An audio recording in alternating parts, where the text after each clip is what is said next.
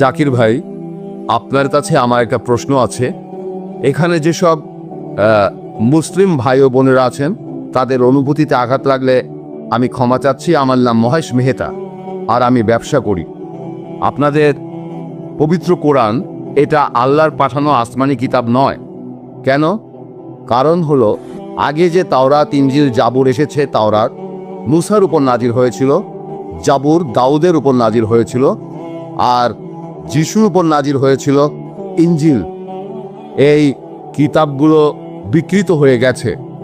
তিনটা কিতাব আপনারা মুসলিমরা বলেন বইগুলো বিকৃত হয়ে গেছে।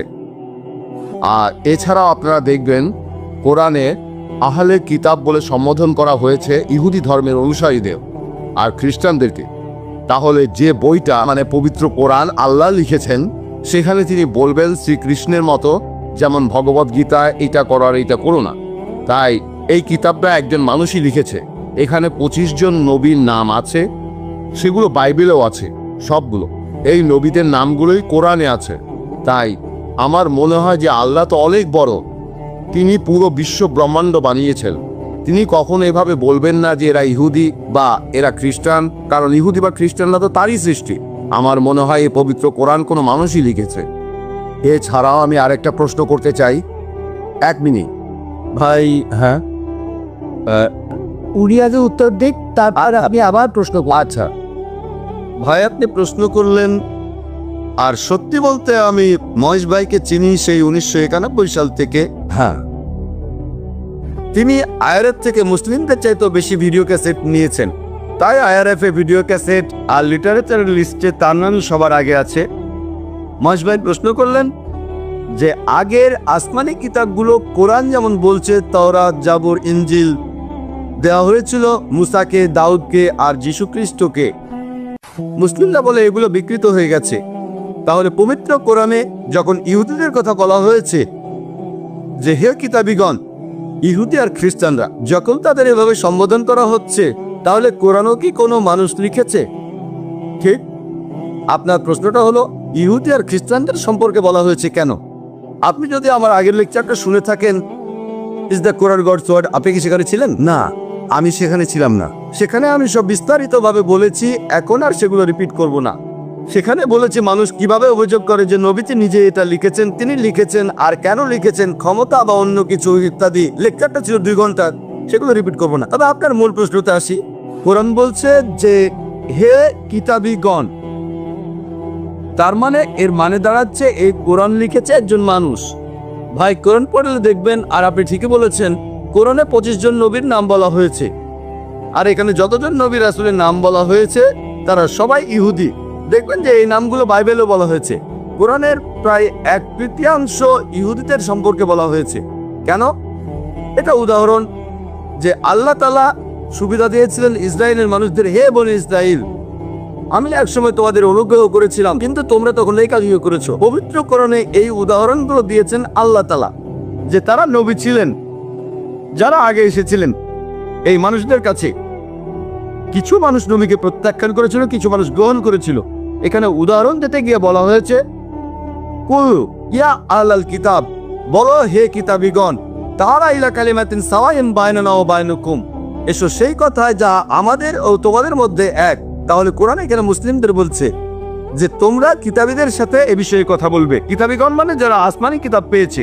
এখানে পবিত্র কোরআন পরিষ্কার করে বলেছে, যখন কোরআনে আহলে কিতাব বলা হচ্ছে, ইহুদি আর নাসারাতের কথা বলা হচ্ছে, ইহুদি আর খ্রিস্টানদের, তাহলে আল্লাহ বলছেন মুসলিমদের কিতাবীদের সঙ্গে কথা বলতে। আল্লাহ আরো বলেছেন ইয়া আহলে কিতাব, হে কিতাবীগণ। তার মানে কোরআন এখানে শুধু মুসলিমদের বলছে না, শুধু আরবদের বলছে না, কোরআন এখানে কিতাবীদেরও বলছে। সেজন্যই আমি বলেছি যে এই সর্বশেষ চূড়ান্ত আসমানি কিতাব পবিত্র কোরআন, এটা শুধু মুসলিম বা আরবদের জন্য নাজিল হয়নি, নাজিল হয়েছে পুরো মানুষ জাতির জন্য। যদি এটা কোনো মানুষ লিখতো, যদি কোরআনে কোনো মানুষ লিখতো, আপনি যেটা বললেন, তাহলে আল্লাহ কখনোই বলতেন না যে যাও ইহুদি আর খ্রিস্টানদের বলো তাদের ধর্মগ্রন্থে এটা আছে। আর সেই সময়ে অনেক মানুষ এটা জানতো না যে অতীতে ইহুদি আর খ্রিস্টানদের কি হয়েছিল। যখন তারা চেক করলো, দেখা গেল সত্যি। এরপর কোরআনে অনেক ভবিষ্যৎবাণীও করা হয়েছে যে পৃথিবীতে ভবিষ্যতে কি ঘটবে। তাহলে এই সমস্ত কথা এগুলো কোনো মানুষ লিখতে পারে না। বিস্তারিত জানার জন্য আমার ভিডিও ক্যাসেট দেখেন is the Quran God's word. আশা করি উত্তরটা পেয়েছেন। আরেকটা কথা বলবো, আমি 55টারও বেশি দেশে ভ্রমণ করেছি। আপনাদের কোরআন আর হাদিস মূর্তি পূজাকে নিষিদ্ধ করেছে। তবে আপনি অন্য ধর্মগুলো দেখেন, খ্রিস্টান ধর্ম অথবা ধরেন বৌদ্ধ ধর্ম, চাইনিজ ধর্ম, জৈন ধর্ম, অন্য সব ধর্মেই দেখবেন মূর্তি পূজা আছে। আপনারা মুসলিমরা পৃথিবীর সংখ্যার মাত্র 15 থেকে 20% হবেন সব মিলিয়ে, এটা শতকরা হিসাবে। তাহলে অন্যরা কি ভুল করছে? খ্রিস্টান ধর্মটা দেখেন 1 মিলিয়ন। যে কোনো অ্যাংলিকান চার্চ অথবা Russian orthodox, Greek orthodox, Catholic বা প্রোটেস্ট্যান্ট, চীনে দেখেন অনেক বড় মূর্তি ঈশ্বরে। তাহলে এরা সবাই ভুল? খুবই সুন্দর প্রশ্ন করলেন। তিনি বললেন পৃথিবীতে মুসলিম আনুমানিক 15 থেকে 20%, কেউ বলে 25%। সে যাই হোক, আপনি বললেন 15 থেকে 20%, আচ্ছা মেনে নিলাম। আপনি বললেন যে খ্রিস্টানরা তারা মূর্তি পূজা করে, আমি একমত। আপনি বললেন যে বৌদ্ধরা বিশাল মূর্তি বানায়, তারা কি সবাই ভুল? ভাই, ইসলামের সংখ্যাগুরু হলে জেতা যায় না। ইসলামের সত্য সবার উপরে। বেশিরভাগ মানুষ এই কয়েকশো বছর আগেও মনে করত পৃথিবীর সমতল। বেশিরভাগ, এটা কি জানেন? কয়েকশো বছর আগেও বেশিরভাগ মানুষ মনে করত পৃথিবী সমতল। পৃথিবী কি সমতল ভাই মহেশ? না না, তাহলে বেশিরভাগ মানুষেরও ভুল হতে পারে। ইসলাম ধর্মে আল্লাহ পবিত্র কোরআনে বলেছেন, সূরা ইসরার 81 নম্বর আয়াতে উল্লেখ করা হয়েছে, ওয়াকুল জাল হক ওয়া জাকাল বাতিল ইন্নাল বাতিলা কানা জাউকা। বলো, সত্য উপস্থিত হয়েছে, মিথ্যা বিলুপ্ত হয়েছে, কারণ মিথ্যা প্রকৃতিগত কারণে বিলুপ্ত হবে। সেজন্য ইসলাম ধর্মের সংখ্যাগুরু হলে জেতা যায় না। যদি আমেরিকা যান, সেখানে দেখবেন পর্নোগ্রাফি, এটা নিষিদ্ধ না। আপনি এটা বিশ্বাস করেন? না, অনেক ইউরোপিয়ানরা এটা দেখে। পর্নোগ্রাফিতে বিশ্বাস করেন? না, আমি বিশ্বাস। খুব ভালো, আপনি তো ভালো মানুষ, আপনাকে অভিনন্দন জানাই। কিন্তু পশ্চিমা বিশ্বের বেশিরভাগ মানুষই পর্নোগ্রাফিতে বিশ্বাস করে। আপনি কি এটা বিশ্বাস করেন? আপনি কি পর্নোগ্রাফি দেখবেন? খুব ভালো, ভালো ছেলে। দেখেন, আপনি সত্যের কাছাকাছি আছেন। সংখ্যাগুরু হলে জেতা যায় না। আপনি তখন বললেন যে খ্রিস্টান ধর্মে সবাই মূর্তি পূজা করে। খ্রিস্টান ধর্মে আসলে মূর্তি পূজা নেই, কিছু খ্রিস্টান মূর্তি পূজা করে, যেমন কিছু মুসলিম ভুল কাজ করে। যদি খ্রিস্টানদের বাইবেল পড়েন, আর আমিও নিশ্চিত যে আপনি বাইবেল পড়েছেন, বাইবেলে উল্লেখ করা আছে বুক অফ ডিউটোরনমি 5 নম্বর অধ্যায়ের 7 থেকে 9 নম্বর অনুচ্ছেদে বলা হয়েছে, তোমরা আমার কোনো প্রতিমূর্তি তৈরি করবে না। মহান স্রষ্টা তিনি বলেছেন, ওল্ড টেস্টামেন্টে আছে, তোমরা আমার কোনো প্রতিমূর্তি তৈরি করবে না। কোনো কিছুই না যেটার সাথে মিল আছে আকাশমণ্ডলের কিছু, পৃথিবীর কিছু, অথবা পৃথিবীর নিচের কিছু। তোমরা তাদের সেবা করবে না, তাদের কাছে নতজানু হবে না, কারণ আমি তোমাদের ঈশ্বর এবং প্রভু খুবই প্রতিহিংসা পরায়ণ। এই কথা আবারও আছে বুক অফ এক্সোডাস 20 নম্বর অধ্যায়ের 3 থেকে 5 অনুচ্ছেদে, যে তোমরা আমার কোনো প্রতিমূর্তি তৈরি করবে না, কোনো কিছুই না যার সাথে মিল আছে আকাশের কিছুর, পৃথিবীর কিছুর, অথবা পৃথিবীর নিচের কিছুর। তোমরা এদের সামনে নতজানু হবে না, সেবা করবে না, কারণ আমি তোমাদের ঈশ্বর এবং প্রভু খুবই প্রতিহিংসা পরায়ণ। তাহলে ওল্ড টেস্টামেন্ট অনুযায়ী মূর্তি পূজা নিষিদ্ধ কাজ। আর যীশু খ্রিস্ট নিজেই বলেছেন, এটা হচ্ছে গসপেল অফ ম্যাথিউ 5 নম্বর অধ্যায়ের 17 থেকে 20 অনুচ্ছেদে, মনে করো না আমি নবীদের আইন বাতিল করতে এসেছি, এগুলোকে বাতিল করতে আসিনি, পূরণ করতে এসেছি। তোমাদের মধ্যে যদি কেউ কোনো একটা আইন ভাঙে আর অন্য কেউ ভাঙতে বলে, সেটা হলে স্বর্গের রাজ্যে প্রবেশ করতে পারবে না। আর যে এই আইনগুলো মেনে চলবে, সে স্বর্গের রাজ্যে প্রবেশ করতে পারবে।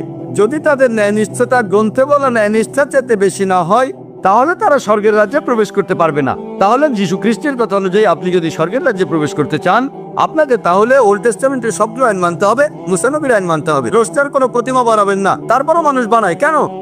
সব খ্রিস্টানরা কিন্তু বানায় না, প্রোটেস্ট্যান্টরা বানায় না। খ্রিস্টান ধর্ম সম্পর্কে আপনার জ্ঞান বেশ কম, আপনি এখনো ছাত্র। ক্যাথলিকরা এটা করে, তারা মূর্তি বানায়।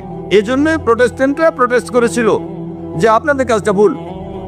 তাহলে বাইবেলের কথা অনুযায়ী সৃষ্টিকর্তার কোনো প্রতিমা বানাতে পারবেন না। আপনার কথা মানি। বেশিরভাগ হিন্দুই মূর্তি পূজা করে। আমি আগে বলেছিলাম, নাতাস্তি প্রতিমা আস্তি, মহান সৃষ্টিকর্তার কোনো প্রতিমা নেই, কোনো ছবি নেই, কোনো ভাস্কর্য নেই, তার কোনো মূর্তি নেই। আপনি কি মূর্তি পূজা করেন?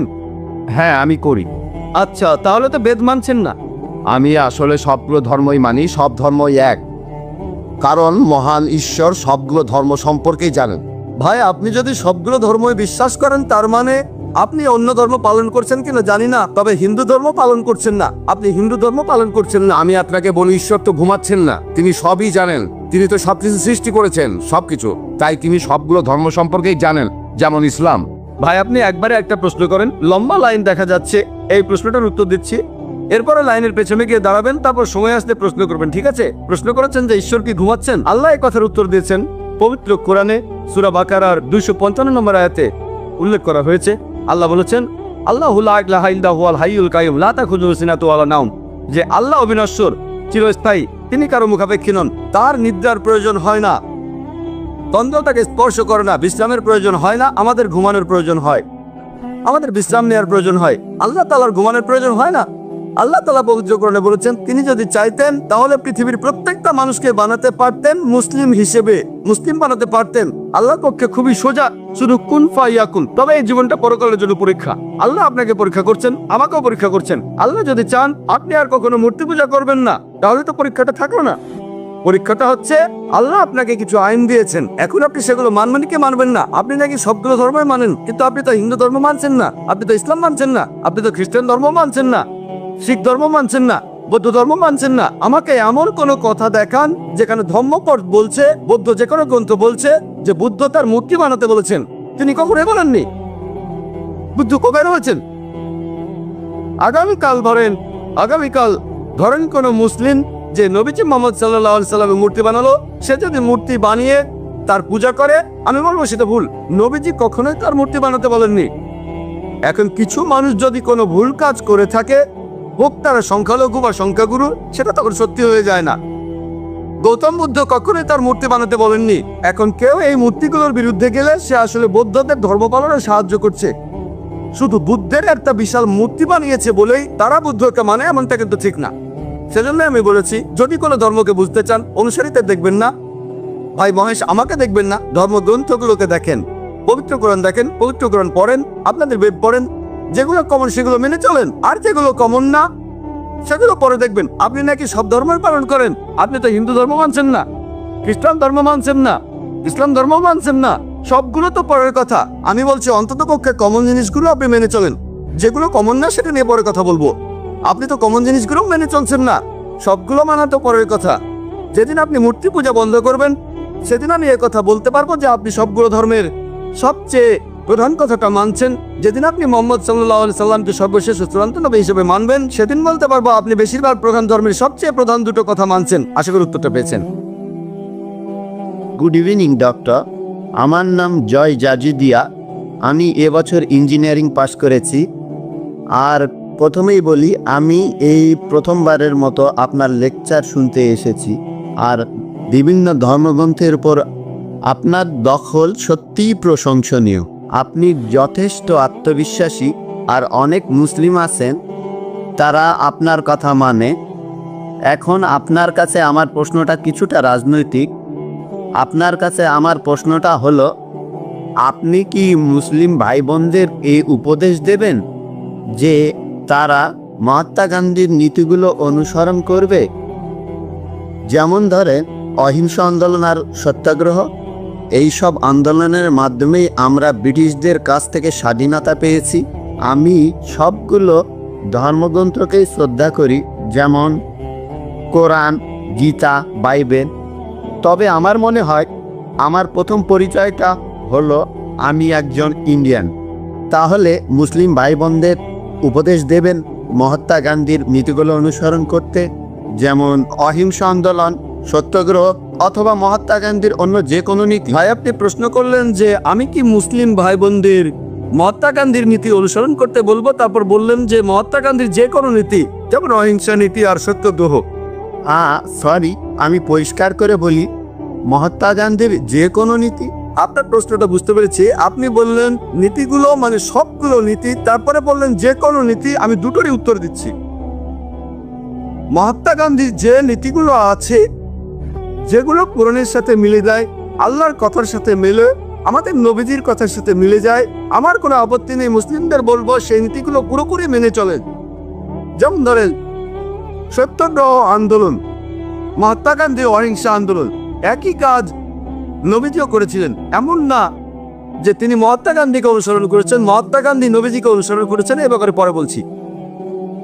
আমাদের নবীজির নবুয়ত লাভের পরবর্তী সময়টা যদি দেখেন, তখন আনুমানিক 13টা বছর তিনি মক্কায় ছিলেন।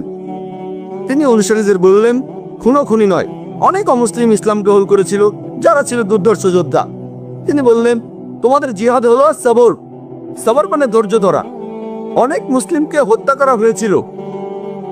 মক্কার পত্তলিকরা দুর্বল মুসলিমদের টার্গেট করত, তাদের অত্যাচার করত, তাদের মেরে ফেলতো। যাদের শক্তি ছিল তারা খেপে গেল। তারা বেরোলো যে আমাদের ভাইকে খুন করেছে, আমরা এখন প্রতিশোধ নেব। নবীজি বললেন, তোমাদের জিহাদ হলো সবর। দেখবেন কারো হয়তো শক্তি আছে লড়াই করার, সে যদি লড়াই করে সেটা ভালো, কিন্তু কারো লড়াই করার শক্তি আছে, তখন বলা হলো তোমরা লড়াই করো না। তারা নিজেদের সামনে রাখলো, এটাই শ্রেষ্ঠ জিহাদ। আরবি জিহাদ শব্দটার অর্থ সংগ্রাম করা, এর অর্থ চেষ্টা করা। তখন আমাদের নবীজি বলেছিলেন, খুনোখুনি নয়। তারা রাস্তায় নেমে পড়তেন আর বলতেন, আমরা সাক্ষ্য দিচ্ছি যে আল্লাহ ছাড়া কোনো উপাস্য নেই, আর মোহাম্মদ সাল্লাল্লাহু আলাইহি সাল্লাম আল্লাহ প্রেরিত রাসূল। মানুষ পাথর মারলো, তারা তাদের কিছু বললো না। তাদের অত্যাচার করা হলো, কিন্তু তারা প্রতিশোধ নিল না। নবীজি তায়েফে গেলেন, লোকে পাথর মারলো, তিনি কিছুই বললেন না। তাহলে এটা হলো একটা পদ্ধতি, তবে এই পদ্ধতিটাই সব নয়। আগে আমি উত্তরটা শেষ করি। না স্যার, ডক্টর জাকিরের কথা শেষ হলে তারপর প্রশ্ন করবেন, একটু ধৈর্য ধরুন। আচ্ছা আচ্ছা, ঠিক। আপনি প্রশ্ন করেছেন, আমি সেটার উত্তর দিচ্ছি। মহাত্মা গান্ধী এই নীতি, এই অহিংসা নীতি অনেক ক্ষেত্রে কাজে লাগবে, কিন্তু এখন যদি ইন্ডিয়া সরকারকে বলেন যে এই লোকটা ডাকাতি করছে, এটা অপরাধ, অ্যারেস্ট করবেন না। এই লোকটা ধর্ষণ করছে, এটা অপরাধ, কিন্তু অ্যারেস্ট করবেন না, ইন্ডিয়া সরকার কি এটা মানবে? সব দেশে দেখবেন যে পুলিশ বাহিনী আছে। এই পুলিশ সে দেশের শান্তি আর নিরাপত্তা নিশ্চিত করতে মাঝে মধ্যে তারা বল প্রয়োগ করে অপরাধীদের বিরুদ্ধে, যাতে শান্তি বজায় থাকে। আপনি ইন্ডিয়ার সরকার বা বোম্বে পুলিশ কমিশনারকে বলতে পারবেন না যে দেখেন মহাত্মা গান্ধী অহিংসার কথা বলেছেন, তাই যে ডাকাতি করছে তাকে করতে দিন, তাকে শুধু বলেন ডাকাতি করবেন না।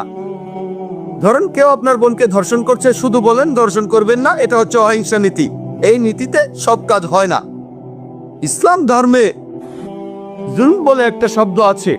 জুলম, জুলম আরবিতে এই শব্দটার অর্থ হতে পারে উৎপীড়ন, আর যে এই উৎপীড়ন করে তাকে বলা হয় জালিম, একজন জালিম। আর জুলমটা বেশি জালিম যে মানুষ এই উৎপীড়ন বন্ধ করতে পারে কিন্তু তারপরেও করে না।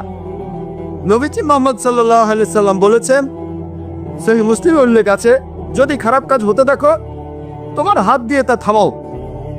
যদি হাত দিয়ে থামাতে না পারো তাহলে তোমার মুখ দিয়ে থামাও।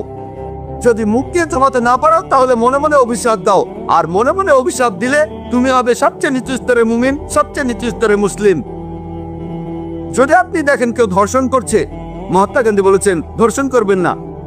তখন যদি আপনার তাকে থামানোর সামর্থ্য থাকে, আপনার হাত দিয়ে তাকে থামান। সে হয়তো আপনার বোন না, হয়তো আপনার মা না। যদি দেখেন কেউ ধর্ষণ করছে, তাকে হাত দিয়ে থামাতে পারলে আপনার হাত দিয়ে থামান। যদি সেটা না পারেন, যদি দুর্বল হন, শরীরে শক্তি না থাকে, মুখে বলেন ভাই সাহেব ধর্ষণ করবেন না, বলাৎকার করবেন না, ভাই ধর্ষণ করবেন না। আপনার মুখ দিয়ে তাকে বলেন। যদি ভাবেন আমি মুখে বারণ করলে লোকটা আমাকে মেরে ফেলবে, অন্তত পক্ষে মনে মনে অভিশাপ দেন। তাহলে পরিস্থিতির উপর নির্ভর করে কাজের পদ্ধতিও বদলাবে। নবীজি যখন মদিনায় গেলেন, একসময় শান্তি বজায় ছিল, তারা হুদাইবিয়ার সন্ধি করলো। মক্কার মুশরিকরা মুসলিমদের সাথে তখন একটা চুক্তি করলো, মুশরিকরা চুক্তি ভঙ্গ করল, তারপর যুদ্ধ বেড়ে গেল। আল্লাহ তাআলা তখন বললেন, যুদ্ধক্ষেত্রে কাফিরদের দেখলে ভয় পেও না, লড়ো, হত্যা করো, পরিস্থিতির উপর নির্ভর করবে। একজন বিখ্যাত ইতিহাসকের কথা অনুযায়ী মাইকেল এইচ হার্ট তার একটা বইতে তিনি পৃথিবীর ইতিহাসে 100 জন প্রভাবশালী মানুষের কথা বলেছেন। 1 নম্বরে তিনি বলেছেন মুহাম্মদ সাল্লাল্লাহু আলাইহি সাল্লামের কথা। শুধুমাত্র এই জন্যই কথাটা বলছি না, তিনি এখানে আরো বলেছেন মহাত্মা গান্ধী সম্পর্কে। মাইকেল এইচ হার্ট খুব বিখ্যাত ঐতিহাসিক, ইতিহাসের 100 জন প্রভাবশালী মানুষের কথা বলার পরে তিনি সেখানে বেশ কিছু কথা বলেছেন। এখানে তিনি তখন মহাত্মা গান্ধী সম্পর্কে বলেছেন। তিনি লিখেছেন যে মহাত্মা গান্ধী এই সত্যাগ্রহ আন্দোলন, যেটা ছিল তখনকার গুরুত্বপূর্ণ আন্দোলন, এটার জন্যই নাকি ব্রিটিশরা তখন ফিরে গিয়েছে। কিন্তু তিনি বলেছেন যদি এই আন্দোলনটা না হতো তারপরও ইন্ডিয়া ঠিকই স্বাধীন হয়ে যেত। এটা বলেছেন বিখ্যাত ঐতিহাসিক মাইকেল ছাট। তাহলে যেটা বুঝতে পারি, পরিস্থিতির উপর নির্ভর করে কাজের পদ্ধতিটা ঠিক করতে হবে। সব সময় অহিংসা নীতি চলবে না। মাঝে মধ্যে দেশে শান্তি বজায় রাখার জন্য আমাদের বল প্রয়োগ করতে হয়। যেমন দেখেন, প্রত্যেক দেশে পুলিশ বাহিনী থাকে, আইন প্রয়োগ করে। কেউ যদি কোনো কিছু নিয়ে বাড়াবাড়ি করে, ধর্ষণ করে, ডাকাতি করে, নিরীহ মানুষদের ক্ষতি করে, তখন শেষ উপায় হিসেবে প্রত্যেক দেশের পুলিশ যেমন বল প্রয়োগ করে, একইভাবে ইসলাম বলছে যে শেষ উপায় হিসেবে, শেষ অবলম্বন হিসেবে মাঝে মধ্যে শান্তি বজায় রাখার জন্য বল প্রয়োগ করতে হয়। আশা করি উত্তরটা পেয়েছেন। আর কিছু বলতে চাইলে এখন বলতে পারেন। না স্যার, উত্তরে আমি সন্তুষ্ট। আপনাকে অনেক সেজন্য বলেছিলাম বাধা দেবেন না, এটা আমার পেশা, আমি এই কাজটাই করি। পুরো উত্তরটা শুনলে তারপর বুঝতে পারবেন। আমি শুরু করলে যদি হাত তোলেন, যখনই আপনি আপনার হাতটা তুলছেন আপনার মাথায় তখন প্রশ্নটা ঘুরছে, আমার উত্তরটা শুনছেন না। যখন আপনি শুনেছেন মনোযোগ দিয়ে ইনশাল্লাহ, তাহলে বুঝতে পারবেন। না পারলে ইনশাল্লাহ আপনি আরো সুযোগ পাবেন। এছাড়া আমি এখানে উপস্থিত সব মুসলিম ভাই বোনদের অনুরোধ করব, আপনারা ডাক্তার জাকির নায়কের মতো একজন অসাধারণ মানুষকে পেয়েছেন। দয়া করে আপনারা সবাই উনাকে অনুসরণ করবেন। অবশ্য এমন অনেক মানুষই আছে যারা ঠিক পুরোপুরি মেনে চলে না। আশা করি যে মুসলিম ভাই বোনেরা ইসলাম ধর্ম পালন করবে পুরোপুরি, আর ইন্ডিয়াকে গর্বিত করবে। ধন্যবাদ। আপনাকে ধন্যবাদ। আমি অনুরোধ করব মুসলিমদের সবাইকে অনুসরণ করবেন নবীজি মোহাম্মদ সাল্লাল্লাহু আলাইহি সাল্লামকে, আর সর্বশেষ আসমানি কিতাব এই পবিত্র কোরআনকে। এখানে ভাই আপনি বললেন যে মুসলিমদের উচিত আমাকে অনুসরণ করা। আমি অনুরোধ করব তখনই আমাকে অনুসরণ করবেন যখন আমি কোরআন আর সহিহ হাদিস অনুসরণ করব। তাই আমি বলবো আমাকে অনুসরণ করার কথা বললেন, আমি বলবো আমাকে অনুসরণ করবেন না, কোরআন আর সহিহ হাদিসের সাথে মিললে অনুসরণ করবেন। যদি কোরআন আর সহিহ হাদিসের সাথে না মিলে, তাহলে ডক্টর জাকির নায়কও জিরো। জাকির নায়কেরও তখন কোনো মূল্য নেই। আমি যা বলছি সেটা যদি চূড়ান্ত আসমানি কিতাব পবিত্র কোরআনের সাথে মিলে আর শেষ নবী মুহাম্মদ সাল্লাল্লাহু আলাইহি সাল্লামের কথার সাথে মিলে, তাহলে অনুসরণ করবেন। আমি অনুরোধ করব আমার কথার সাথে কোরআন আর হাদিসের মিল থাকলে তবে অনুসরণ করবেন। হ্যাঁ বোন, এবারে পরের প্রশ্ন। আসসালামু আলাইকুম, আমি ভাগ্যশ্রী সাওয়ান। আমি অমুসলিম। এখানে সবার সামনে আমি ইসলাম গ্রহণ করতে চাই, কারণ আমি চাই কিয়ামতের দিন আপনারা আমার কাছে সাক্ষ্য দেবেন। আশহাদু আন্না ইল্লাল্লাহ, আশহাদু আন্না মুহাম্মাদু রাসূলুল্লাহ। মাশাআল্লাহ বোন, উনি ডক্টর জাকিরের সাথে কথাগুলো আরেকবার বললে ভালো। এখন আমি বলছি আর আমার সাথে সাথে আপনিও বলুন। আশহাদু আল্লা ইলাহা না ইলাহা ইল্লাল্লাহ ওয়া আশহাদু আন্না ওয়াশহাদু আন্না মুহাম্মাদান মুহাম্মাদান আবদুহু ওয়া রাসূলুহু। রাসূলুল্লাহ। আমি সাক্ষ্য দিচ্ছি আমি সাক্ষ্য যে আল্লাহ ছাড়া কোনো উপাস্য নেই, আল্লাহ ছাড়া কোনো উপাস্য নয়, আর নবীজি মুহাম্মদ আর মুহাম্মদ সাল্লাল্লাহু আলাইহি সাল্লাম সাল্লাল্লাহু আলাইহি সাল্লাম হলেন মহান আল্লাহ তাআলার প্রেরিত পুরুষ। হলেন আল্লাহ তাআলার প্রেরিত পুরুষ। শান্তির দরজা আপনাকে স্বাগতম বোন। আমাদের এই এক্সিবিশন অ্যান্ড কনফারেন্সে এই 10 দিনে অনেক মানুষই ইসলাম ধর্ম গ্রহণ করেছেন। আমাদের বক্তাদের কাছে বিভিন্ন প্রশ্ন করা হয়েছে, তারা বুঝেছেন যে এটাই হচ্ছে একমাত্র সমাধান মানুষের জন্য। আপনাকে অনেক ধন্যবাদ বোন, আর আল্লাহর কাছে দোয়া করছি যেন আপনি জান্নাতে যেতে পারেন, পৃথিবীতে শান্তি পান আর পরকালেও শান্তি পাবেন ইনশাআল্লাহ। প্রশ্নটা আমার অমুসলিম বান্ধবীর, সে তার পরিচয় দিতে অনিচ্ছুক। ঠিক আছে, আপনার বান্ধবীর হয়ে আপনি প্রশ্নটা করতে পারেন। আমার বান্ধবী এমবিএ এর ছাত্রী। তার প্রশ্ন হলো, আল্লাহকে কেন আল্লাহ বলে ডাকা হয়, অন্য কোনো নামে ডাকা হয় না কেন? বোন, আপনি প্রশ্ন করলেন যে আল্লাহকে কেন আল্লাহ বলে ডাকা হয়, ও নামে কেন ডাকা হয় না। এর উত্তর আছে পবিত্র কোরআনের সূরা ইসরায় 110 নম্বর আয়াতে উল্লেখ করা হয়েছে। পবিত্র কোরআনে বলা হয়েছে, কুলিদুল্লাহ আবিদুর রহমান আয়ামাত আদু ফালাল আসমাউল হুসনা। তোমরা তাকে ডাকো আল্লাহ বলে অথবা রহমান বলে ডাকো, তোমরা তাকে যে নামেই ডাকো ডাকানো, সকল সুন্দর নামগুলি তো তাহারই। আপনি মহান স্রষ্টা আল্লাহ সুবহানাহু ওয়া তাআলাকে ডাকতে পারেন যে কোনো নামে, তবে সেটা হতে হবে সঠিক নাম, সেটা হবে বিশুদ্ধ নাম, এমন নাম হবে যেটা তিনি নিজে দিয়েছেন। পবিত্র কোরআন এবং সহিহ হাদিসে আল্লাহর নাম উল্লেখ আছে ৯৯টা। আর রহমান, আর রাহিম, আল কারিম, আল হাকিম, পরম দয়ালু, পরম করুণাময়, পরম জ্ঞানী, সব মিলিয়ে ৯৯টা। আর সবার উপরে সেটা আল্লাহ। আর এই কথাটা যে সুন্দর নামগুলো আল্লাহর, এটা সূরা ইসরার ১১০ নম্বর আয়াতে উল্লেখ আছে। এছাড়াও সূরা তাহার ৮ নম্বর আয়াতে উল্লেখ করা হয়েছে, সূরা আরাফের ১৮০ নম্বর আয়াতে আছে, সূরা হাশরের ২৪ নম্বর আয়াতে আছে। এখানে আল্লাহ বলেছেন যে সুন্দর নামগুলি সেগুলো আল্লাহর, আর সবচেয়ে শ্রেষ্ঠ নাম আল্লাহ। এখন আমরা মুসলিমরা আল্লাহ তাআলাকে কেন আরবিতে আল্লাহ বলে ডাকি, কেন ইংরেজিতে গড বলে ডাকি না? আসলে এর কারণটা হচ্ছে অন্য সব নামগুলো আর শব্দ সেগুলোকে আমরা বিকৃত করতে পারি। যেমন ধরেন ইংরেজিতে গড শব্দটা যদি গডের পরে একটা এস লাগাই, এটা হবে গডস, ঈশ্বরের বহুবচন। আল্লাহর কোনো বহুবচন হয় না। কুল হুয়াল্লাহু আহাদ, বলো তিনি আল্লাহ এক, অদ্বিতীয়। যদি গডের পরে DESS যোগ করেন, এটা হবে গডেস, মহিলা ঈশ্বর। ইসলামে পুরুষ আল্লাহ বা মহিলা আল্লাহ বলে কিছু নেই। আল্লাহ সুবহানাহু ওয়া তাআলার কোনো লিঙ্গ নেই। যদি গডের পরে ফাদার যোগ করেন, সেটা হবে গড ফাদার, সে আমার গড ফাদার, সে আমার অভিভাবক। ইসলাম ধর্মে আল্লাহ আব্বা বা আল্লাহ ফাদার বলে কিছু নেই। যদি গডের পরে মাদার যোগ করেন, সেটা হবে গড মাদার। ইসলাম ধর্মে আল্লাহ মাদার বা আল্লাহ আম্মি বলে কিছু নেই। যদি গডের আগে ৩ শব্দটা জুড়ে দেন, সেটা হবে ৩ গড, অর্থাৎ নকল ঈশ্বর। ৩ আল্লাহ বলে কিছু নেই ইসলামে। আর এই জন্যই আমরা মুসলিমরা আমরা আল্লাহ তাআলাকে ডাকি আরবি শব্দ আল্লাহ বলি। আর এই কারণে এই আল্লাহ শব্দটা বেশিরভাগ প্রধান ধর্মগ্রন্থগুলোতেই দেখতে পাবেন। যদি শিখ ধর্মগ্রন্থ করেন, সেখানে মহান সৃষ্টিকর্তার একটা বৈশিষ্ট্য বলা হয়েছে আল্লাহ। যদি খ্রিস্টানদের বাইবেল পড়েন, গসপেল অফ মার্ক ১৫ অধ্যায় ৩৪ অনুচ্ছেদে আছে, গসপেল অফ ম্যাথিউ ২৭ অধ্যায় ৪৬ অনুচ্ছেদে আছে, বলা আছে যে যীশু খ্রিস্টকে যখন ক্রুশবিদ্ধ করা হলো, তিনি বলেছিলেন আল্লাহ আল্লাহ লামা সাবাক্তানি, ঈশ্বর ঈশ্বর কেন তুমি আমাকে ত্যাগ করলে? এই আল্লাহ আল্লাহ লামা সাবাক্তানি শুনে কি মনে হয় ঈশ্বর ঈশ্বর কেন তুমি আমাকে ত্যাগ করলে? না। তবে এটার যদি আরবি করেন, এটা হবে আল্লাহ আল্লাহ লামা তারাক্তানি, একই রকম। এই হিব্রু আর আরবি ভাষা দুটো একই রকম। আর আপনারা ধর্মীয় ডিকশনারিতে দেখবেন, সেখানে বলা হয়েছে আল্লাহ বা আল্লাহ একই কথা, আল্লাহ ALAH একই।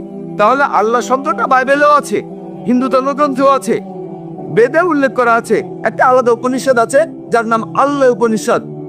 তাহলে এই আল্লাহ শব্দটা, এই শব্দটা উল্লেখ করা হয়েছে বিভিন্ন প্রধান ধর্মগ্রন্থে। এটাই হলো স্রষ্টার সবচাইতে সঠিক ও শুদ্ধ নাম। আশা করি উত্তরটা পেয়েছেন। স্যার, আমার নাম গিল রয়, বোম্বেতে থাকি, আমি ব্যবসা করি। আমাকে সুযোগ দেওয়ার জন্য ধন্যবাদ। প্রশ্ন করার জন্য অনুষ্ঠানটা বেশ উপভোগ করেছে, এই প্রথম এসেছি। আমার প্রশ্নটা ধর্মান্তরিত হওয়া প্রসঙ্গে, ইসলামে আসা অথবা বের হয়ে যাওয়া। এখন অনেক মুসলিম দেশেই ইসলাম থেকে কেউ অন্য ধর্ম গ্রহণ করতে পারে না। কিছু দেশে জবরদস্তি করা হয় বা মৃত্যুদণ্ড দেয়া হয়। তবে ভুল হলে শুদ্ধ দেখেন, আমি ঠিক জানি না। তবে যে দেশে অমুসলিমের সংখ্যা বেশি, সেখানে অন্য ধর্ম থেকে ইসলামে আসতে বাধা দেয়া হয় না। এখন ইসলাম ধর্মে সঠিক নিয়মটা কি? কারণ আপনার লেকচারেই বললেন ইসলাম ধর্মে কোনো জবরদস্তি নেই, আর পৃথিবীর লক্ষ লক্ষ মানুষ ইসলাম ধর্ম গ্রহণ করছে। তাহলে ধর্মান্তরিত হতে বাধা দেয়া হচ্ছে কেন? তারা কি ঠিক করছে? এখানে অনুমতি দিলে অসুবিধা কোথায়? কেউ যদি স্বেচ্ছায় ইসলাম ধর্ম ত্যাগ করতে চায়, তাকে বাধা দেওয়া হবে কেন? আপনি আমেরিকাকে দেখেন, সেখানে বেশিরভাগ মানুষ খ্রিস্টান, তাদের বেশিরভাগই খ্রিস্টান ধর্মের অনুসারী। যদি তারা ধর্ম পরিবর্তনে বাধা দেয়, যদি ইসলাম ধর্ম গ্রহণে বাধা দেয়, সেরকম হলে আপনি কি বলবেন? ভাই, আপনি খুব সুন্দর প্রশ্ন করেছেন, খুবই ইম্পর্টেন্ট প্রশ্ন। প্রশ্নটা দুটো অংশ। প্রথম অংশে আপনি বলেছেন যে কিছু মুসলিম সংখ্যাগরিষ্ঠ দেশে কেন ধর্ম পরিবর্তন বা প্রচার করতে দেয়া হয় না, সেখানে অন্য ধর্ম প্রচার করতে পারবেন না, ধর্মান্তর নিষিদ্ধ। সেখানে কোনো মুসলিম তার ধর্ম পরিবর্তন করতে পারে না, মূল প্রশ্ন। এটাই প্রথম অংশ। দ্বিতীয় অংশে ধর্মান্তর হলে মৃত্যুদণ্ড কেন? আমেরিকাতে যদি এখন ধর্মপ্রচার নিষিদ্ধ হয়, ধর্মান্তর নিষিদ্ধ হয়, তখন আমি কি বলবো? খুব সুন্দর প্রশ্ন ভাই।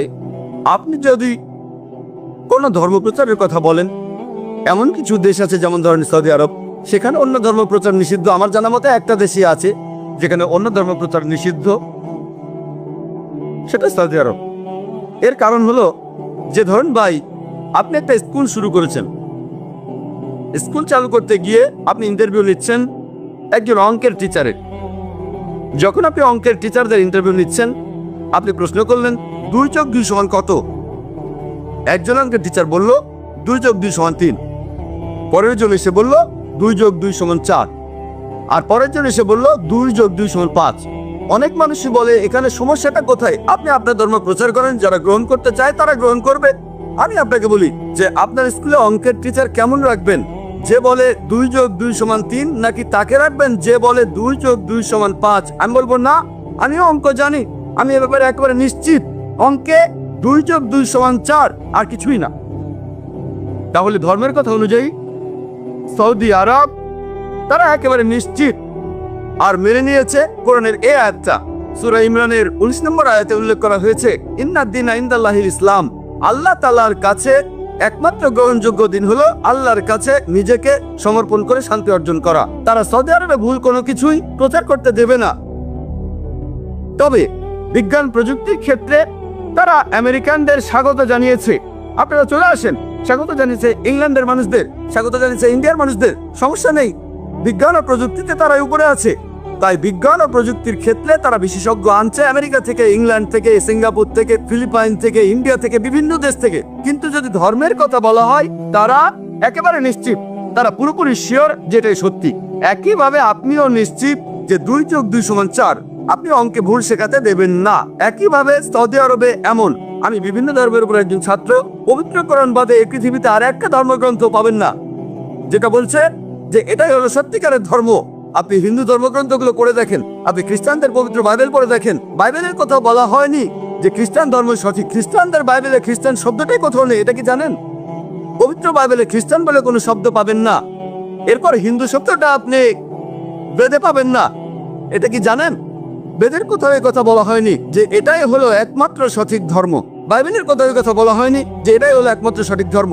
কোরআন হলো এই পৃথিবীর বুকে একমাত্র ধর্মগ্রন্থ যেখানে মহান স্রষ্টা আল্লাহ তাআলা বলেছেন, ইন্নাদ দীনা ইনদাল্লাহিল ইসলাম। আল্লাহ তাআলার কাছে একমাত্র গ্রহণযোগ্য দিন হলো ইসলাম। তাহলে যদি ধর্ম প্রচারের কথা বলি, অন্য কোনো ধর্ম প্রচারের কথা বলি, এটুকু বলতে পারি যে এ ব্যাপারে তারা নিশ্চিত, তারা সেখানে অন্য কাউকে অন্য কোনো ধর্ম প্রচার করতে দেবে না। এই ইন্ডিয়া একটা ধর্মনিরপেক্ষ দেশ, এটা কোনো হিন্দু রাষ্ট্র না। এদেশের সংবিধান সেটাই বলছে, এখানে গণতান্ত্রিক শাসন ব্যবস্থা চালু আছে। আমি একজন ইন্ডিয়ান, ভৌগোলিকভাবে আমি হিন্দু কারণ আমি ইন্ডিয়ান, তবে ইসলাম ধর্ম পালন করি, ইসলাম ধর্ম আমি মানি। এটা আমার জন্মগত অধিকার যে আমার ধর্ম প্রচার, প্রসার এবং পালন করতে পারবো। ইন্ডিয়ার সংবিধান সেটাই বলছে। আগে তাহলে সংবিধানটা বদলাতে হবে।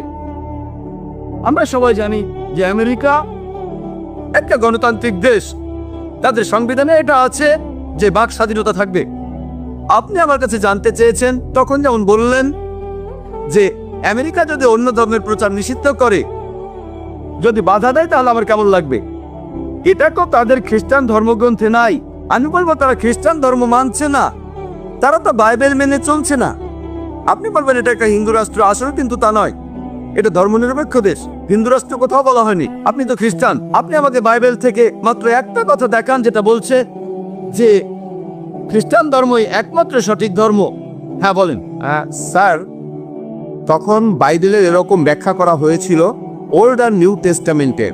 তখনকার দিনে খ্রিস্টান বিশেষজ্ঞরা বাইবেলের ব্যাখ্যা করেছিল যে বাইবেল বলছে কেউ যদি খ্রিস্টান ধর্ম ত্যাগ করতে চায় তাকে তখন মৃত্যুদণ্ড দেয়া হবে।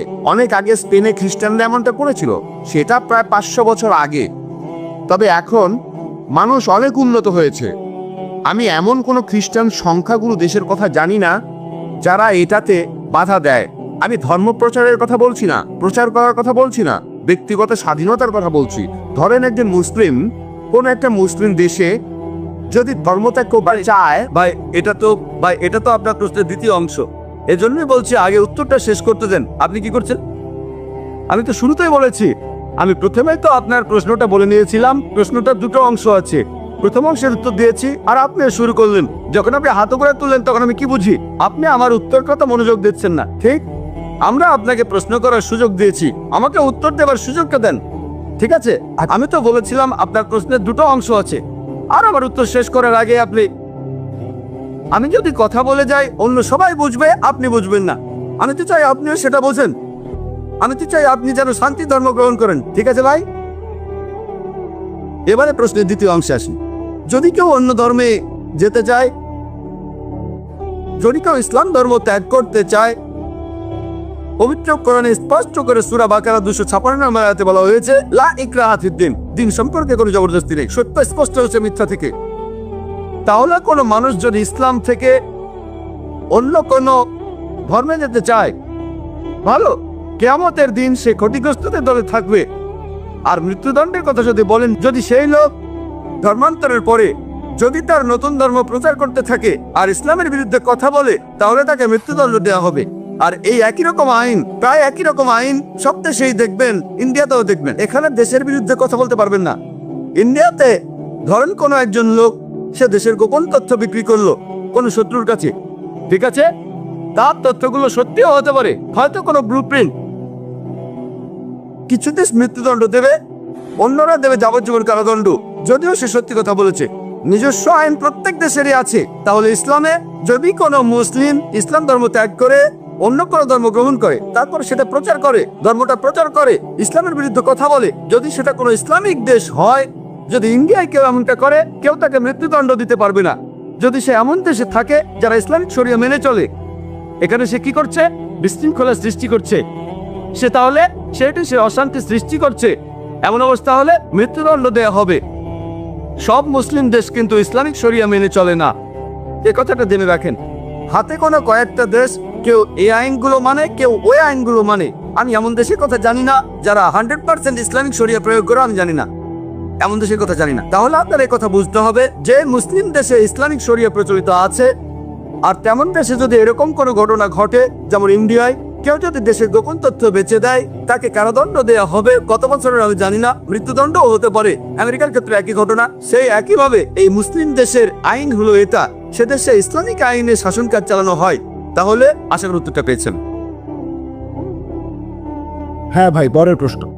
গুড ইভিনিং স্যার, আমার নাম সুভাষ কামরে, আমি কেমিস্ট্রি ডিপার্টমেন্টের লেকচারার, থানা কলেজের। আপনার লেকচারের শুরুতেই আপনি বললেন যে কোরআন মানুষ জাতির জন্য শান্তির কথা বলে। আর আমার প্রশ্নটা হলো, ইসলাম যদি শান্তির কথা বলে, তাহলে পৃথিবীর বিভিন্ন দেশের তরুণ সব মুসলিমরা তারা কেন সন্ত্রাসবাদের দিকে ঝুঁকে পড়েছে? এসব করেছে জিহাদের নাম। এই জিহাদ বিষয়টা আসলে কি? ধন্যবাদ স্যার। ভাই একটা সুন্দর প্রশ্ন করেছেন যে ইসলাম আর কোরআন যদি শান্তির কথা বলে মানুষের জন্য, তাহলে বিভিন্ন দেশে কেন তরুণ মুসলিমরা আর বিভিন্ন বয়সের মুসলিমরা তারা যুদ্ধ করছে আর জিহাদের কথা বলছে? এই জিহাদ কথার অর্থ কি? এই জিহাদ শব্দটার অর্থ যদি জানতে চান, জিহাদ এসেছে আরবি শব্দ জাহাদা থেকে, যার অর্থ চেষ্টা করা, এর অর্থ সংগ্রাম করা। তাহলে জিহাদ শব্দটার অর্থ চেষ্টা আর সংগ্রাম করা। জিহাদের অর্থ পবিত্র যুদ্ধ না। পবিত্র যুদ্ধ এটার আরবি শব্দ হচ্ছে হারবুম মুকাদ্দাসা। পবিত্র কোরআনের কোন জায়গায় হারবুম মুকাদ্দাসা লেখা নেই, সহিহ হাদিসেও পাবেন না। এটা একটা ভুল অনুবাদ যেটা করেছে মিডিয়া, পশ্চিমা বিশেষজ্ঞরা। পবিত্র যুদ্ধ শব্দটা নেই। জিহাদের অর্থ পবিত্র যুদ্ধ না, জিহাদ অর্থ চেষ্টা আর সংগ্রাম করা। এরপরে ইসলামিক পরিভাষায় এর অর্থ চেষ্টা আর সংগ্রাম করা মানুষ জাতির উন্নতির জন্য। এর অর্থ চেষ্টা আর সংগ্রাম করা পৃথিবীর মানুষের শান্তির জন্য। আরেকটা অর্থ আত্মরক্ষার জন্য যুদ্ধক্ষেত্রে চেষ্টা আর সংগ্রাম করা। আরেকটা অর্থ অত্যাচারের বিরুদ্ধে চেষ্টা আর সংগ্রাম করা। জিহাদের অর্থ চেষ্টা আর সংগ্রাম করা। এবার আপনার প্রশ্নটা আসি যে তাহলে এইসব তরুণ মুসলিমরা পৃথিবীর বিভিন্ন দেশে তারা যুদ্ধ করছে। 1 নম্বর পয়েন্ট, এমন সম্ভাবনা আছে, আর কথাটা সত্যি, যে কিছু মুসলিম আছে যারা আসলে বিপদগামী, তারা বিপদে চলে গেছে। তারা বলে যে ইসলামী যুদ্ধের অনুমতি আছে, প্রসঙ্গ ছড়ায় উদ্ধৃতি দেয়, তবে এদের সংখ্যা খুবই কম। আমার মতে প্রধান কারণটা হলো মিডিয়া আমাদের এভাবে দেখাচ্ছে।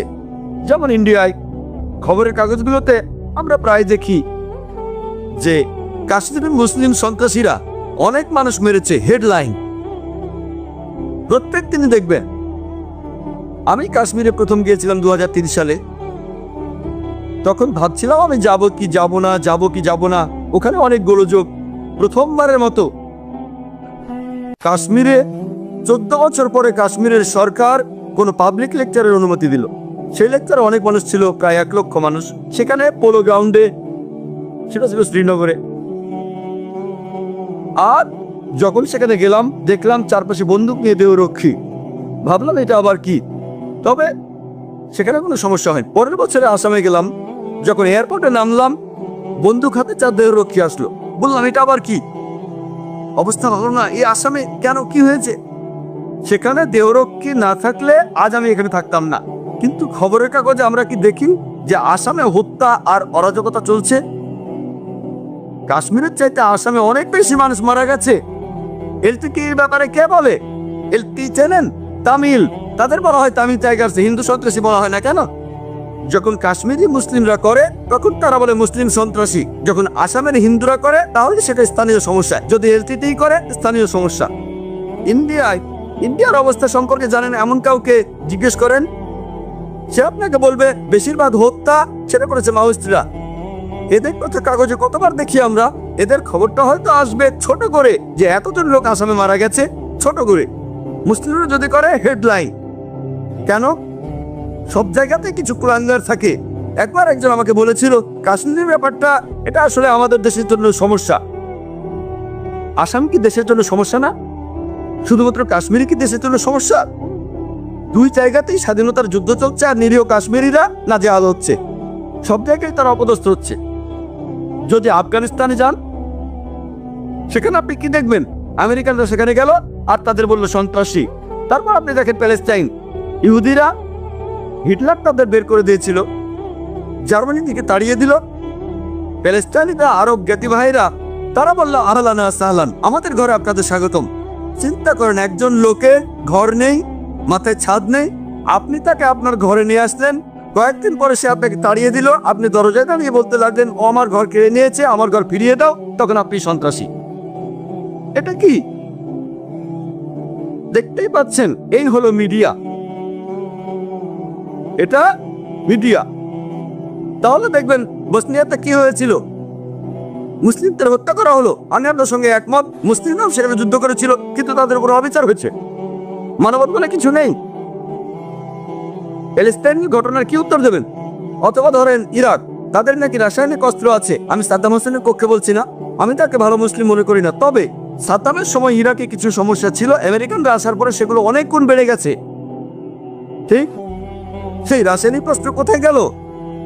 যেহেতু জর্জ বুশ বলেছে যাও আক্রমণ করো, তাই আক্রমণ। যে লোকটা সবচেয়ে বেশি মানুষের মৃত্যুর জন্য দায়ী সে হলো জর্জ বুশ। 1 নম্বর সন্ত্রাসী হলো জর্জ বুশ।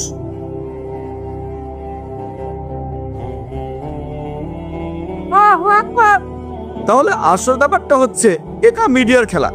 মুসলিমদের অপদস্থ করা হচ্ছে, অত্যাচার করা হচ্ছে, তাদেরকে বলছেন সন্ত্রাসী।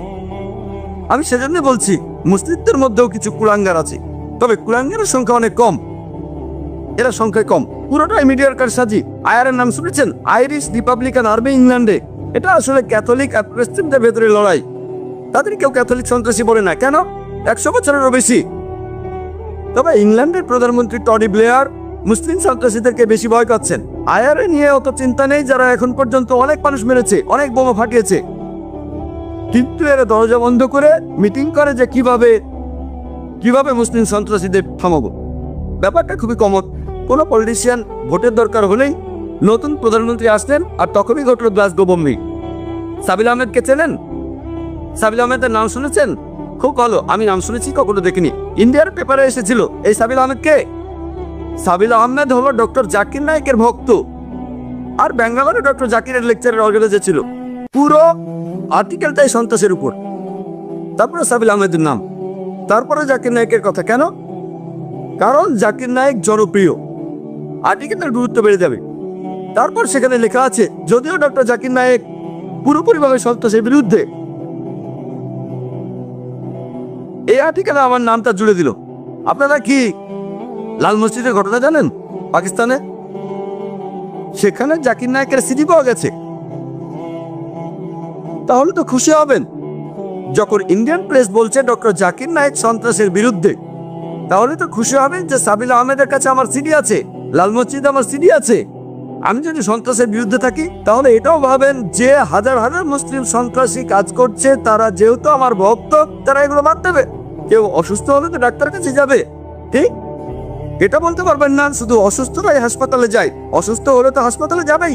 যদি ধরে নেন এরা সবাই সন্ত্রাসী, আমার লেকচার শোনে ইন্ডিয়ার সরকারকে খুশি হবে? ডক্টর জাকির নায়েক সন্ত্রাসের বিরুদ্ধে কথা বলে, তাদের খুশি হওয়া উচিত যে এই লোকগুলো আমার কথা শুনছে। আমি হয়তো সবাইকে বোঝাতে পারবো না, তবে কিছু লোককে তো বোঝাতে পারছি। কিন্তু সেই আর্টিকেলে আমার নামটা লিখে গুরুত্ব পাওয়ার জন্য। আসলে ব্যাপারটা কি, যদি ইসলামের বিরুদ্ধে লেখেন আপনার আর্টিকেলটা, তাহলে চোখে পড়ার সম্ভাবনা বেশি। এটা খুবই কমন। খুশবন্ত সিং এর একই অবস্থা। খুশবন্ত সিংকে চেনেন? এখন তার বয়স 94। তিনি আমার বিরুদ্ধে বিভিন্ন আর্টিকেল লিখেছেন। কয়েক সপ্তাহ আগে এই নভেম্বরে আমার বিরুদ্ধে লিখেছিলেন। তিনি বলেছেন, প্রথম আর্টিকেলে তিনি লিখেছেন যে আমি ডক্টর জাকির নায়েকের প্রোগ্রাম প্রতিদিন মনোযোগ দিয়ে দেখি। তিনি আমার প্রশংসা করলেন, আমার স্মরণশক্তির কথা বললেন, তারপরে তার নিজের স্টাইলে সমালোচনা করলেন। এরপর আর্টিকেলটা লিখলেন যে দিল্লিতে একটা বই মেলা হয়েছিল, সবচেয়ে বেশি বিক্রি হয়েছে ডক্টর জাকির নায়েকের বই, যেখানে অমুসলিমদের করা 20টা কমন প্রশ্নের উত্তর দেয়া আছে। ও এই লোকের স্মরণশক্তি অসাধারণ, ইত্যাদি ইত্যাদি। তবে আমি তার 4টা প্রশ্নের উত্তর দেব। তারপরে বললেন শূকরের মাংস, অ্যালকোহল, বহুবিবাহ আর পর্দা নিয়ে হিজাব। সেই আর্টিকেলটা পড়ে দেখেন, এখানে বিস্তারিত বলার মতো সময় নেই। শূকরের ব্যাপারে বলেছি এটা নির্লজ্জ প্রাণী, 70টার বেশি রোগ ছড়ায়, আর শূকর হলো যথেচ্ছ যৌনাচারের একটা প্রতীক। আমি বলেছিলাম শূকরের মাংস খেলে আপনার ব্যবহারের সূত্রের মতো হবে। এই শূকরের মাংস হচ্ছে যথেচ্ছ যৌনাচারের একটা প্রতীক। তিনি বললেন আমি এটা জানতাম না।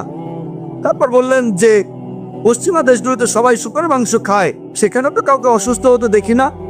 দেখেন, ডাক্তাররা আমাদের বলে পতিতালয়ে গেলে এইডস হতে পারে, তবে পতিতালয়ে যারা যায় তাদের সবার এইডস হয় না।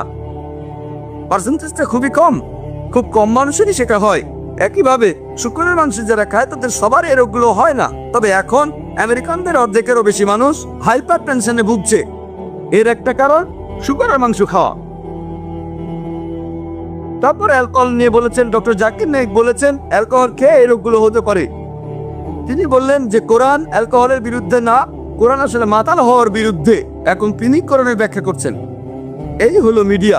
তিনি লিখলেন আমার বয়স এখন 94 বছর। আমার জীবনে প্রত্যেক দিনই আমি মদ খেয়েছি। আমি কখনোই মাতাল হইনি, কখনো অসুস্থও হইনি, আর আমি কখনোই কোনো মানুষকে আহত করিনি। এখন আর এই কথাগুলো, 94 বছর বয়স, জীবনে কখনো মাতাল হননি। আমি এমন অনেকের কথা জানি যারা আমাকে বলেছে যে মদ খেয়ে অনেকবারই আমরা মাতাল হয়েছি, জীবনে কখনো অসুস্থ হননি। হয়তো ভুলে গেছেন 94 বছর বয়স, কখনো কাউকে আহত করেননি, আহত করেছেন আমাকে। তাহলে বুঝতে পারছেন, আপনি যদি ইসলামের বিরুদ্ধে আর্টিকেল লেখেন, বিখ্যাত কারো বিরুদ্ধে লেখেন, আর্টিকেলটা গুরুত্ব পাবে, লোকজন খবরটা পড়বে। একইভাবে এটাও দেখেন, পৃথিবী জুড়ে মুসলিমদের ইমেজ হলো তারা সন্ত্রাসী। কেউ কেউ হয়তো স্বাধীনতা যুদ্ধ করছে। চিন্তা করেন, যদি আপনাকে বলি ব্রিটিশ সরকার বলেছে ভগৎ সিং সন্ত্রাসী, ভগৎ সিং কি সন্ত্রাসী? সন্ত্রাসী নাকি সন্ত্রাসী না? ইয়েস স্যার, ভগৎ সিং কি সন্ত্রাস ছিলেন? কাজটা সন্ত্রাসীর মতো ছিল। কিন্তু আপনার মতে কি সন্ত্রাসী? আমার মতো তিনি সন্ত্রাসী ছিলেন না। যেহেতু ব্রিটিশ সরকার বলেছে ভগৎ সিং একজন সন্ত্রাসী, তার মানে এই না যে সে কথাটা আমাদের মেনে নিতে হবে। আমাদেরকে বুঝতে হবে যে এটা আসলে মিডিয়ার একটা কারসাজি। সেজন্য আজকের লেকচারের টপিকটা সেরকম ছিল, যেন শান্তিতে থাকতে পারি। আশা করি উত্তরটা পেয়েছি। ধন্যবাদ স্যার। প্রশ্ন করবেন? হ্যাঁ, আমি ছিলাম সন্ধ্যা, এখন আমি জারা বিলাল খান। আমি ইসলাম গ্রহণ করেছি। আপনি আপনার লেকচারে বললেন যে ইসলাম মূর্তি বা মূর্তি পূজায় বিশ্বাস করে না, তবে কেরালায় এমন একটা জায়গা আছে যেখানে একটা মূর্তি দেখা যায়, যেটা পাথর থেকে উঠে এসেছে আর এটা বাড়ছে। এটা তাহলে এরকম কেন? বোন, আপনি প্রশ্ন করলেন যে ইসলামে মূর্তি পূজা নেই, কিন্তু তিনি জানেন যে কেরালার কোনো একটা জায়গায় সেখানে কোনো একটা পাহাড়ের ভেতর থেকে একটা মূর্তি বের হয়ে আসছে আর সেটা বাড়ছে। কিভাবে সেটা বাড়ছে আপনার প্রশ্ন, তার মানে এই মূর্তিটার ভেতর কিছু আছে। বোন, আপনি কি জানেন যে পাহাড়ও বড় হয়? এটা কি জানেন? হ্যাঁ, যদি এটা জানেন তাহলে মূর্তিও তো বেড়ে উঠতে পারে। তার মানে এই না, এমন না যে সেই মূর্তির ভেতর জীবন আছে। না, মূর্তিটা পাথরের ভেতর থেকেই এসেছে। ওখানে আগে কোনো মূর্তি ছিল না, পাথরের মধ্যে থেকে মূর্তিটা বের হয়েছে। আমি তো সেটাই বলছি, মূর্তিটা পাথরের মধ্যে থেকে বের হচ্ছে, পাহাড় পর্বত আকারে বড় হয়। কিভাবে এগুলো বাড়ে সেটা আমরা জিওলজিতে পড়েছি যে পাহাড় পর্বত বাড়ে। এমন অনেক উদাহরণ আছে। যেমন ধরেন, এই কয়েক বছর আগে শোনা গেল যে গণেশের মূর্তি দুধ খাচ্ছে। এটা একটা সহজ বৈজ্ঞানিক ব্যাপার, অসমোসিস। এটা খুবই সহজ একটা বৈজ্ঞানিক ব্যাপার। আপনি যদি দুধ ভর্তি জগে একটা চারা গাছ রাখেন, সেই গাছ দুধ শুষে নেবে। এটা অসমোসিস। তার মানে এই না যে সেই মূর্তি দুধ খাচ্ছে। তখন অনেক টিভি চ্যানেলে এটা দেখানো হয়েছিল। এখানে আপনাকে বুঝতে হবে যে এগুলো হলো সব জড়বস্তু। বেদে পরিষ্কার করে বলা আছে, যজুর্বেদে আছে 32 অধ্যায় 3 অনুচ্ছেদে, নাতাস্তি প্রতিমা আস্তি। মহান স্রষ্টার কোনো প্রতিমা নেই, তার কোনো ছবি নেই, তার কোনো মূর্তি নেই, তার কোনো ভাস্কর্য নেই, কোনো ফটোগ্রাফ নেই। আশা করি উত্তরটা পেয়েছি। কিন্তু একটা কথা, পাথরটা এমন আকার পাচ্ছে কিভাবে? পাথরটার আকার তাহলে একটা মূর্তির মতো হচ্ছে কেন? বোন, আজকের কথা যদি বলেন তাহলে মানুষও কোনো কোনো আকার দিতে পারে, যন্ত্রপাতি দিয়ে প্রাকৃতিকভাবে কোনো আকার তৈরি হতে পারে। এটা খুবই স্বাভাবিক। এমন অনেক কথা শোনা যায় যে একটা গাছ আছে, দেখলেন লেখা আছে ওম, অথবা কোনো গাছে লেখা লা ইলাহা ইল্লাল্লাহ। এই সমস্ত ব্যাপার আসলে একেবারে গুরুত্বহীন। আমরা এখানে কথা বলছি সত্য নিয়ে। বোন, অনেক পাহাড় আছে দেখতে মানুষের মুখের মতো, এমনটা দেখেছেন আপনি? এটা প্রকৃতির খেলা। পাথরের আকার থাকলে সেটা অলৌকিক হয়ে যায় না। আমরা মেনে চলবো বেদের কথা, কোরআনের কথা, বাইবেলের কথা, যেটা বলছে মহান সৃষ্টিকর্তার প্রতিমূর্তি নেই।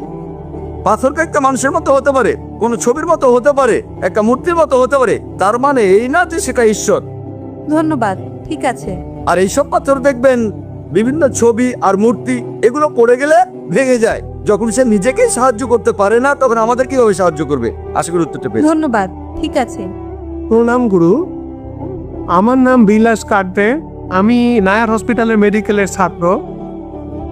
আমার মতে আমরা খুবই ভাগ্যবান যে মানুষ হিসাবে জন্মাতে পেরেছি। প্রাণী হিসাবে আমরা আলাদা, লক্ষ লক্ষ বছরের বিবর্তনের মাধ্যমেই এটা সম্ভব হয়েছে। তাই আপনার মতে আমাদের এই মূল্যবান জীবন কোন কাজে লাগানো উচিত? মানে আমাদের জীবনের সবচেয়ে গুরুত্বপূর্ণ কাজটা কি? আমাদের এই জীবনের আসল উদ্দেশ্যটাই কি হওয়া উচিত? ভাই বলবেন, আপনি নায়ার হসপিটালে মেডিকেল স্টুডেন্ট। আপনাকে বলি, আমিও নায়ার হসপিটাল থেকে পাশ করেছি। আমিও একই মেডিকেল কলেজ থেকে করেছি, নায়ার হসপিটাল। পাশ করেছি 1991 সালে, আনুমানিক 16 বছর আগে। ভাই প্রশ্ন করলেন যে আমরা এই মানুষের জীবন পেয়েছি, এখন এই জীবনটাকে কিভাবে কাজে লাগাবো? আল্লাহ পবিত্র কোরআনে বলেছেন, সূরা জারিয়াতের 56 নম্বর আয়াতে উল্লেখ করা হয়েছে, ওমা খালাকতুল জিন্না ওয়াল ইনসা ইল্লা লিয়াবুদুন। আমি সৃষ্টি করেছি জিন এবং মানুষকে শুধু আমার ইবাদতের জন্য। ইবাদত মানে তাকে মেনে চলা। তাই পৃথিবীটা আমাদের জন্য শ্রেষ্ঠ কর্তব্য আল্লাহ তাআলার নির্দেশগুলো মেনে চলা, যাতে শান্তিতে থাকতে পারি ইহকালে এবং পরকালে। মানুষ জাতির যিনি স্রষ্টা, তিনি প্রশ্নটা সঠিক উত্তর দিতে পারবেন। পবিত্র কোরআনে সূরা মুলকের 2 নম্বর আয়াতে উল্লেখ করা হয়েছে, আল্লাহ জি খালাকাল মাউতা ওয়াল হায়াতা। আল্লাহ তাআলা সৃষ্টি করেছেন মৃত্যু এবং জীবন পরীক্ষা করার জন্য তোমাদের মধ্যে কর্মে কে উত্তম। পৃথিবীতে আমাদের এই জীবন, এটা পরকালের জন্য পরীক্ষা। আমরা সবাই পরীক্ষা দিচ্ছি। আর আপনি যদি আল্লাহ তাআলার আদেশগুলো মানেন আর তার কথা মতো যদি জীবনযাপন করেন আর শান্তি বজায় রাখেন, আল্লাহর কাছে নিজের ইচ্ছাকে সমর্পণ করে, তাহলে আপনি ইহকালেও সফল হবেন, পরকালেও সফল হবেন। আশা করি উত্তরটা পেয়েছেন। হ্যাঁ, কিন্তু আমরা যারা তরুণ, আমাদের কোন কাজটা করা উচিত? আচ্ছা, আপনারা কি করবেন? আপনারা এই কোরআন পড়বেন, পবিত্র কোরআন পড়েন, কোরআনের কথাগুলো নিজের জীবনে প্রয়োগ করেন। যদি আপনারা বেদ পড়েন, দেখবেন বেদাও বলছে ঈশ্বরের কথা, মূর্তি পূজা চলবে না। পবিত্র বেদ বলছে ভবিষ্যতে একজন ঋষি আসবেন, ভবিষ্যতে কল্কি অবতার আসবেন, সবাইকে ভালো জিনিস দেখাবেন। এই কল্কি অবতার হলেন মুহাম্মদ সাল্লাল্লাহু আলাইহি সাল্লাম। এই কোরআন আল্লাহ তাআলার সর্বশেষ চূড়ান্ত আসমানি কিতাব।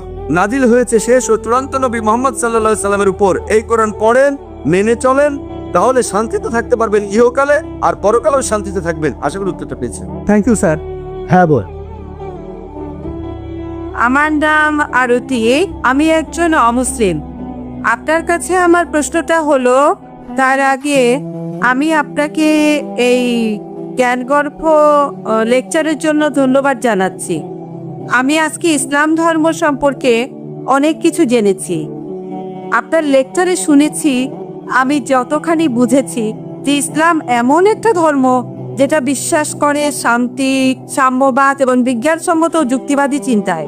এমনটা যদি হয়ে থাকে, তাহলে ইসলাম কিভাবে আল্লাহর ধারণায় বিশ্বাস করে, অথবা ইসলাম কিভাবে বেহেশত বা জান্নাতকে বিশ্বাস করে, যদি সেটা যুক্তিবাদী হয়?